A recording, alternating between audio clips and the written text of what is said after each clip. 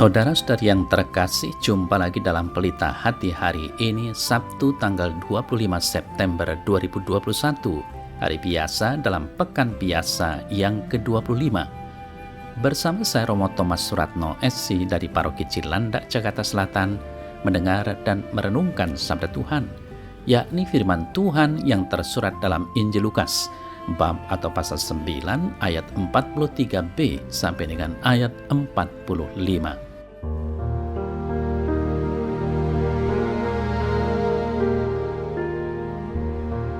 Pada suatu peristiwa, semua orang heran karena segala yang dilakukan Yesus.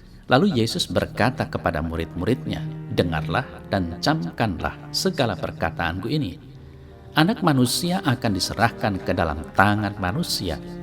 Mereka tidak mengerti perkataan itu, sebab artinya tersembunyi bagi mereka, sehingga mereka tidak dapat memahaminya. Dan mereka tidak berani menanyakan arti perkataan itu kepada Yesus.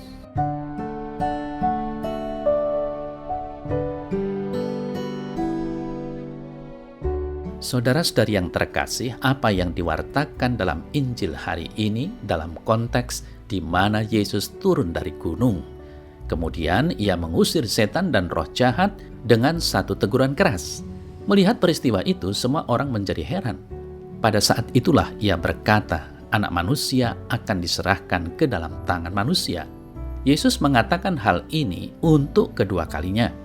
Pernyataan ini sungguh tidak masuk akal bagi para muridnya. Mereka tidak mengerti makna dari pernyataan itu. Anehnya, tidak ada satupun dari mereka yang berani bertanya. Kesannya perkataan itu berlalu begitu saja. Saudara-saudari yang terkasih, mereka tidak mengerti karena bagi mereka Yesus adalah Raja yang penuh kuasa karena mampu melakukan banyak mukjizat. Para murid mungkin berpikiran bahwa Yesus adalah calon Raja penguasa Israel yang akan mengembalikan masa keemasan Israel seperti pada zaman Daud. Jadi, menurut mereka tidak mungkin Yesus akan diserahkan ke dalam tangan manusia. Tentu saja Yesus tahu isi hati muridnya. Ia pun membangunkan mereka dari mimpi tentang kerajaan duniawi.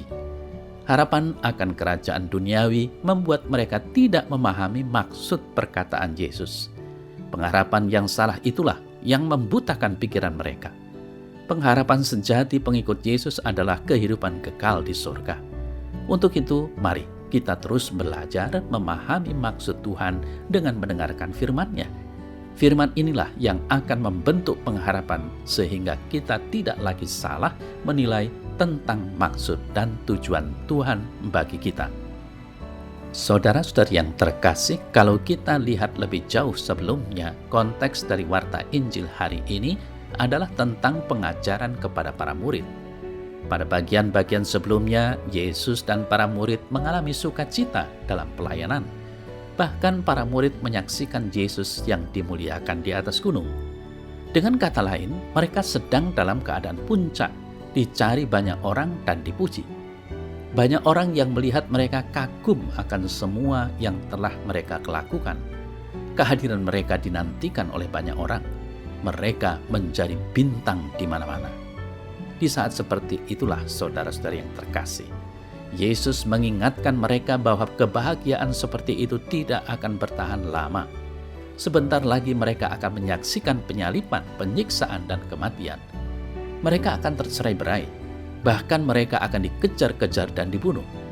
Apa yang mereka kerjakan dan perjuangkan selama ini akan nampak sia-sia dan tidak ada gunanya. Saudara-saudari yang terkasih, Yesus mengingatkan para murid untuk siap menghadapi kemungkinan yang paling buruk atau yang tidak diinginkan oleh siapapun.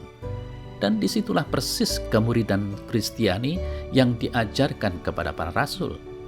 Puji-pujian dan popularitas bukan menjadi jaminan yang utama, juga bukan yang akan dicari. Menjadi murid Yesus berarti harus siap untuk menderita karena kebenaran dan kasih.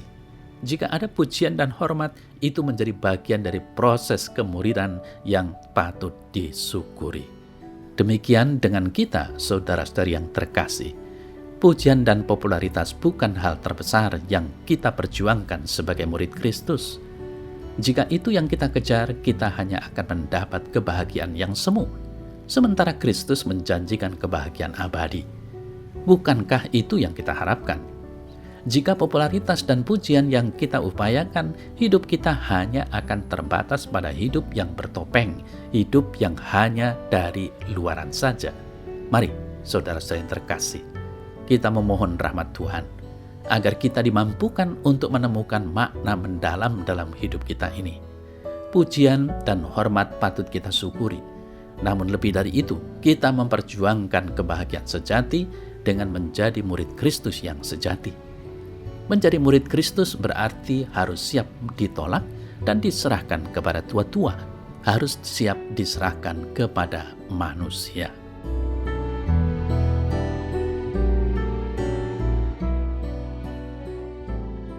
Dalam nama Bapa dan Putra dan Roh Kudus. Amin. Ya Tuhan, semoga karena teladan-Mu aku mampu untuk mengejar yang baka dalam hidupku. Semoga aku mampu mengusahakan kebahagiaan abadi untuk hidupku. Ajarilah aku agar aku tidak mudah terjebak pada pujian dan popularitas. Semoga aku senantiasa disadarkan untuk menjadi murid-Mu yang setia. Amin. Dalam nama Bapa dan Putra dan Roh Kudus. Amin.